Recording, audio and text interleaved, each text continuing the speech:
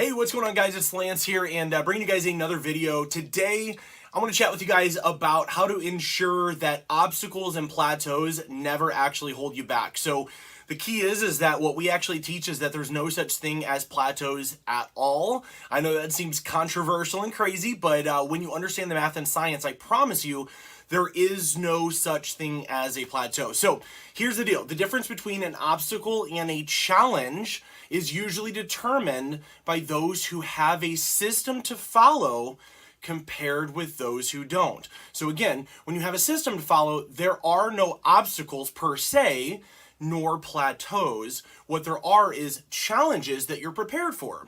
And what that means simply is that an obstacle is something that is in the way of the thing that you desire to accomplish.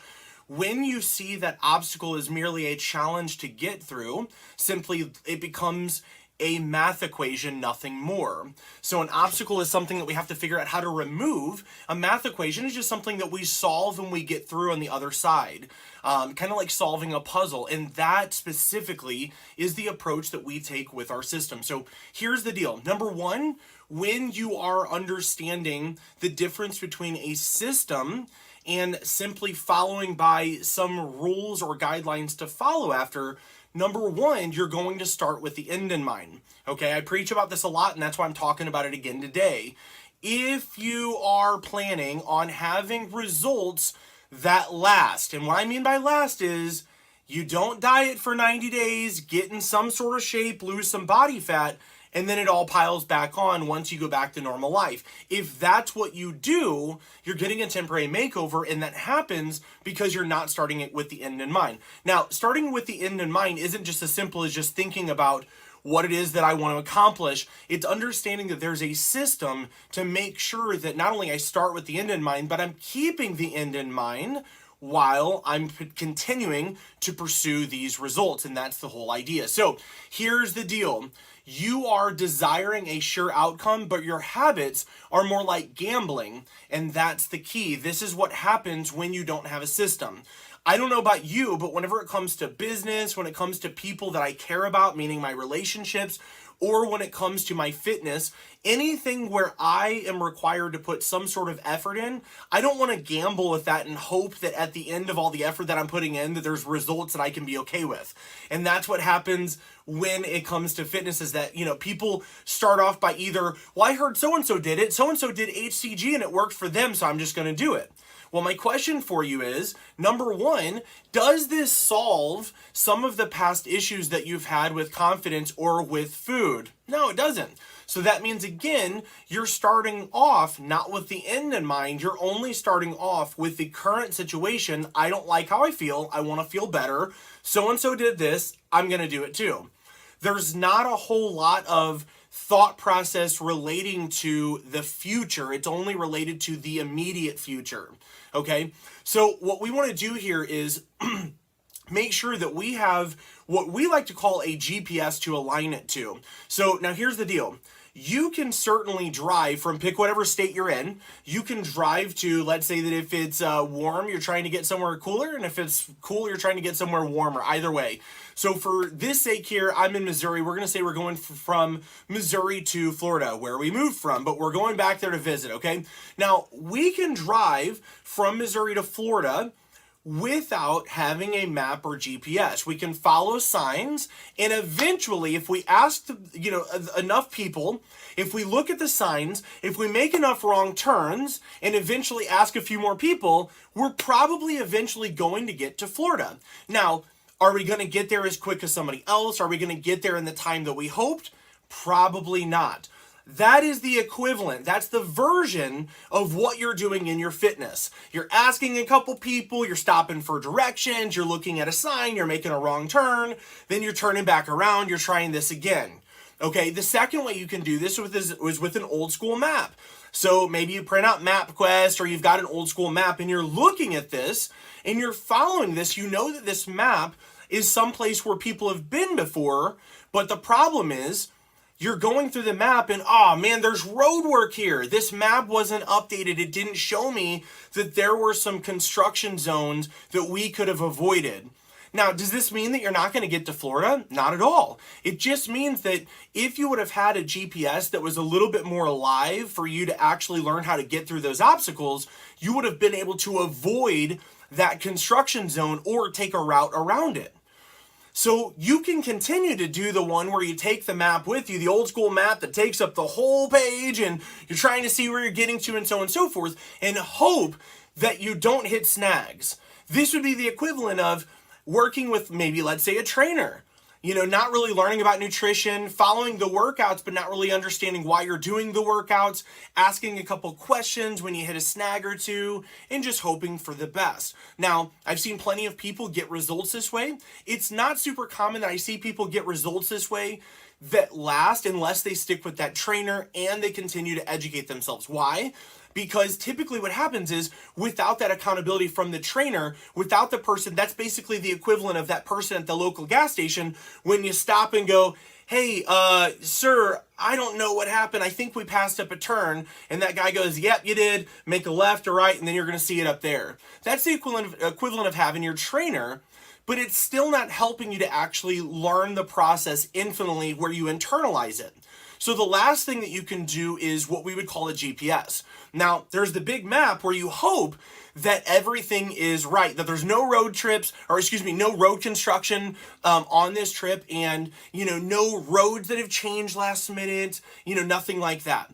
So a GPS is going to be significantly different. This is where it's not only going to be the map that shows you how to get there, it's going to give you live updates when you come close to construction zones that say, hey, here's your warning. If you'd like to save some time, do this instead of what you're thinking about doing. So now instead of you making a wrong turn and then turning and asking somebody and hoping that they give you right directions, you've got a GPS that's telling you, hey, don't even go this way here. You're heading in a path that's going to cost you hours on your journey. That's what a GPS does. This is what a system is for you.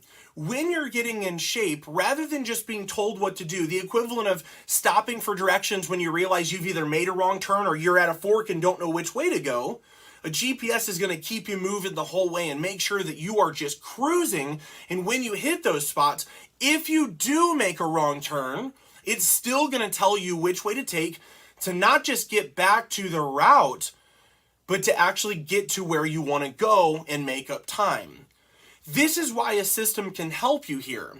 Because what happens is, when you don't have a system, you find yourself asking if you ate too much, too little, should you work out harder or less often? Am I working out too much? Should you skip when you messed up on your diet? This is what happens when you're traveling with a map. Crap, I'm at a two-way turn, I don't know what to do, or a four-way turn. This is where people ask me, well, I heard that, that I should cut out all simple carbs because complex carbs are a little bit slower and it's going to make sure that I don't get insulin spikes. And I heard insulin spikes are bad. These are all the sort of things that happen, and this person doesn't understand that without the context, insulin spikes and all that stuff mean nothing. And so you end up focusing on things that don't matter, like insulin spikes. Matters a little bit, but not overall compared to calories in versus calories out and macronutrients. This is what happens. So the thing of it is that you're emotional and freaking out today so much that you don't feel like working out or eating right. This is a regular day. With no system or GPS, it's like praying that somehow that you eventually feel like getting back on the bandwagon. Okay, just like, I hope that I'm going to find my way here. I hope I'm going to find my way back to my route here. I'm going to stop and ask for directions, and hopefully somebody's going to give me the thing that's going to help me to find my path. This is the equivalent of what you're doing here. You've had a bad day, you've had emotional eating, you've had all this stuff, and this stuff's going to happen. Okay? But the thing of it is, though, when you're working with a system is your GPS to make sure that you reach your goals even when life happens. So instead of having this emotional eating day and freaking out day where you're hoping that you can get your willpower to decide to eat the clean foods again, your GPS is just simply going to show you how to get back into alignment. It's not going to tell you specifically, start eating clean. It's just going to ask you simply, are you tracking your food? Did you work out and hit your good, great, or awesome goal this week? If you did track your food, how close were you to your macronutrient prescription that your coach wrote for you? When you have this, it is like a GPS. You simply go, I was close, I'm going to dial it in, and as you dial it back in, you're more closely on the path. Meaning it's more the equivalent of doing 80 or 85 miles an hour, just cruising, versus 40 to 45 miles an hour with, high winds and rain coming down and windshields, or windshield wipers going.